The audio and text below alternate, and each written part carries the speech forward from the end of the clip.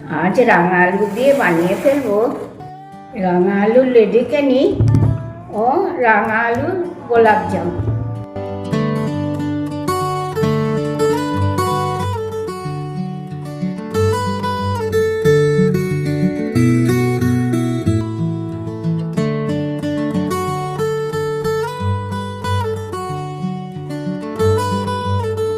বন্ধুরা, তোমরা সবাই কেমন আছো? ভালো আছো তো? তাহলে চলো আজকে রাঙা আলু দিয়ে তোমাদের দুই ধরনের মিষ্টি বানানো শিখিয়ে দিই, লেডিকেনি আর গোলাপ জামুন। তাহলে চলো সবার আগে এই আলুগুলোকে সেদ্ধ হতে বসিয়ে দিই। রাঙা আলুগুলো সেদ্ধ হতে বসিয়ে দিয়েছি, 3টে সিটি পড়ে গিয়েছে। এবার আমি গ্যাসের ফ্লেমটা অফ করে নিচ্ছি। প্রেসার কুকারটা ঠান্ডা হয়ে গিয়েছে, এবার আমি এটাকে খুলে নিচ্ছি।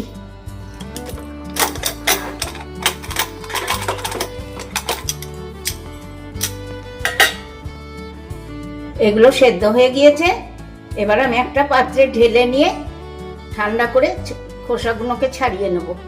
আলুগুলো ঠান্ডা হয়ে গিয়েছে, এবার আমি আলুর খোসাগুলোকে ছাড়িয়ে নেব।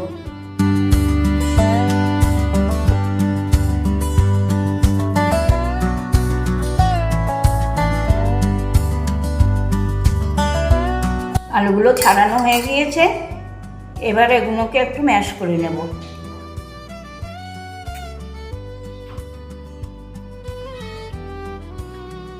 আলুগুলো ম্যাশ করা হয়ে গিয়েছে, এবার এর মধ্যে কিছু কিছু জিনিস মিশিয়ে নিচ্ছি। দিয়ে নিচ্ছি একটু নুন, দিয়ে নিচ্ছি ছোট 1 প্যাকেট গুঁড়ো দুধ, দিচ্ছি হাফ বাটিরও কম একটু সুজি, দিয়ে নিচ্ছি প্রায় 1 বাটির থেকে একটু কম ময়দা। যতটা সুজি দেবেন তার চেয়ে বেশি পরিমাণ কিন্তু ময়দাটা দেবে। আমি এখানে ময়দাটা দিচ্ছি 1 বাটির থেকে একটু কম। দিয়ে নেব অল্প করে একটু সাদা তেল। এবার আমি এগুলোকে একসাথে ভালো করে মেখে নিয়ে একটা ডো তৈরি করে নেব।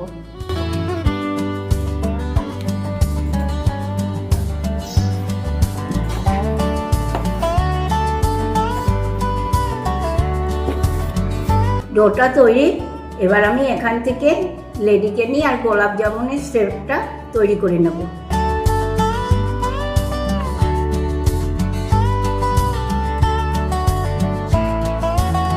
কয়েকটাকে লেডিকেনির শেপ দিয়ে নিয়েছি, আর কয়েকটাকে দেব গোলাপ জামুনের শেপ।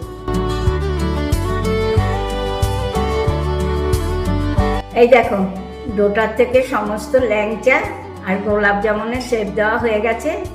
এবার এটাকে আমি সাদা তেলে ভেজে নেব। একটা কড়া আগে থেকেই গরম হতে বসিয়ে দিয়েছি, কড়া গরম হয়ে গিয়েছে। এবার দিয়ে নেব খানিকটা সাদা তেল।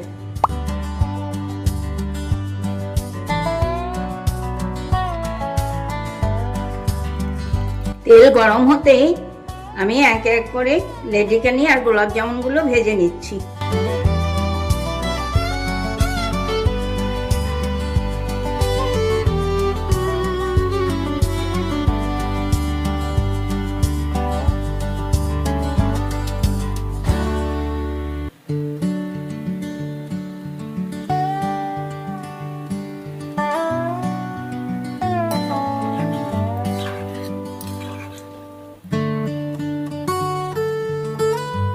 এই দেখো, লাল করে ভাজা হয়ে গিয়েছে। এবার আমি এগুলোকে তুলে নেব।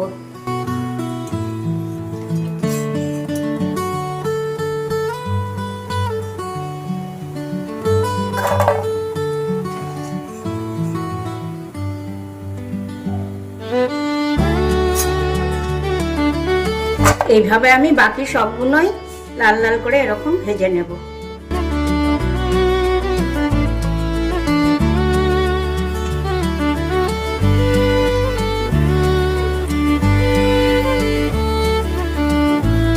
এইভাবে আমার এক এক করে সবগুলো ভাজা হয়ে গেল।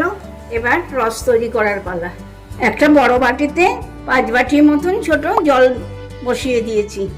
এবার জলটা একটু গরম হলেই 2 বাটি এরকম চিনি দিয়ে নেব। চিনিটা অনেকটাই গলে এসেছে, এই সময় দিয়ে নেব 5টা ছোট এলাচ ফাটিয়ে। শিরাটা জাল দেওয়া হয়ে গিয়েছে, এবার আমি গ্যাসের ফ্লেমটা অফ করে দেব। চিনির রসটা এবার আমি 2টো বাটিতে ঢেলে নেব।